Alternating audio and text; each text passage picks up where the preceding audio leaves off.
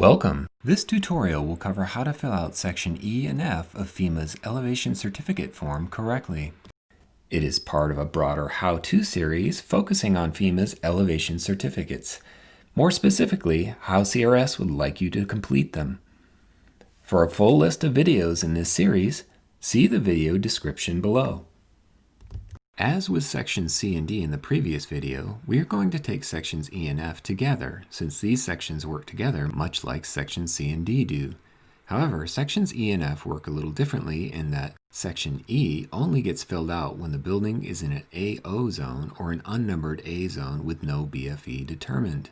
This section captures the elevation data for different floors of the building, an attached garage if there is one, and the machinery or equipment servicing the building, if applicable. Since AO and unnumbered A zones do not reference an actual elevation as the BFE, but rely on height above natural grade, the elevations entered in Section E are referenced to the height each item is above or below the highest adjacent grade or lowest adjacent grade. Section F captures the certification of measurements taken by a property owner or the property owner's representative when Section E is filled out.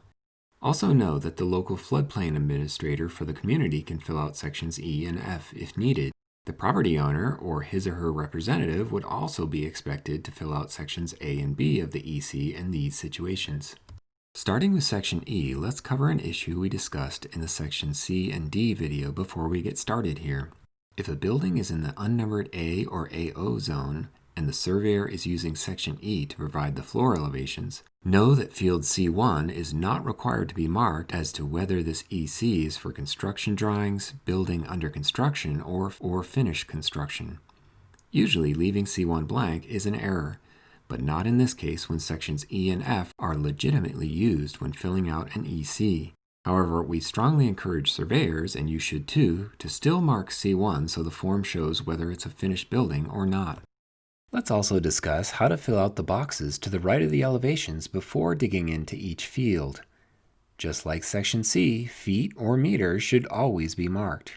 Remember, meters is only used for buildings in Puerto Rico, while feet should be marked for buildings in the 50 states. Do your best to make sure these are marked appropriately. Also, the boxes for above or below the highest adjacent grade in E1A must be marked. Do likewise for E1B on every EC that uses this section. Failure to mark these boxes will result in an error. Also, do not allow both above and below to be marked. It has to be one or the other. Okay, let's begin with the first two fields, E1A and E1B. They both need to be entered. These fields ask for the top of the bottom floor and whether that floor is above or below highest adjacent grade in E1A or lowest adjacent grade in E1B. Both are needed for insurance and compliance purposes as they tell the reviewer where the bottom floor is. A quick note, all elevations in this section are also required to be to the nearest tenth of a foot. E2 is also required, but only for elevated buildings. Specifically building diagrams 6 through 9 that have permanent openings as shown in sections A8 and A9 of this form. This will indicate the next higher floor for those buildings in which there is some type of enclosure with permanent openings under the elevated floor, usually meaning this floor is the reference floor for insurance and compliance provided those openings are adequate. E3 is required if you have a non-elevated building and it has an attached garage. Field E3 acts just like field C2D. E4 is also required.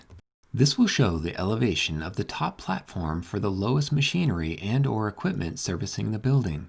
And this acts just like field C2E. Remember, this must be filled out when machinery exists, no matter where the machinery is. Work with your surveyors to have them describe the type and location of the equipment in the comments box of Section F. Failure to have any comments in Section F is not an error, but it sure helps to have those comments when the form does not adequately explain something that might be unusual or is not captured on the form. And lastly, E5 is not required for CRS purposes. Since this field is community ordinance specific, it is not required for insurance purposes and would be just a local compliance issue. In Section F, certain fields are required for CRS purposes, but again, Section F itself is only required if Section E is filled out. So, once Section E is filled out, we'll need the property owner or owner's representative name. That way we know who is doing the signing. And with that signature, we need a date. And then, like Section D, sometimes comments should be given that help explain the situation, like the description and location of the machinery marked in E4, or an explanation of floor elevations, elevators, or other items that help explain the building better and help everything make sense. Be sure the comments are nice and clear and add to the form instead of confusing it. The errors we see here are very similar to the errors we see in Section C and D. We see missing or obviously wrong elevations in any of the fields in Section E. Usually, the missing elevations are for E3, the machinery and equipment. Remember, this is a finished construction EC, so all machinery or equipment that's going to serve the building should be installed already and therefore be able to be identified. Even if they are on the roof of the building, their elevation needs to be marked in E3.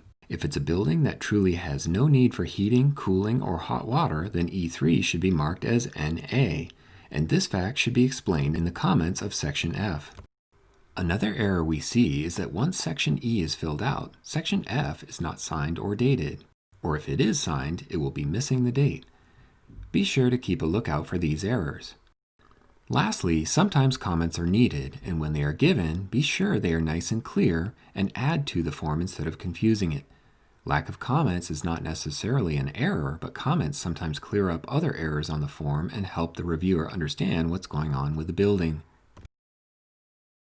As a reminder, we will cover how to correct errors once you identify them in a separate training video called How to Correct an Elevation Certificate. That concludes our training on how to fill out sections E and F of the elevation certificate correctly. Please go to our next training video in this series, How to Fill Out Section G Correctly. Thanks for watching.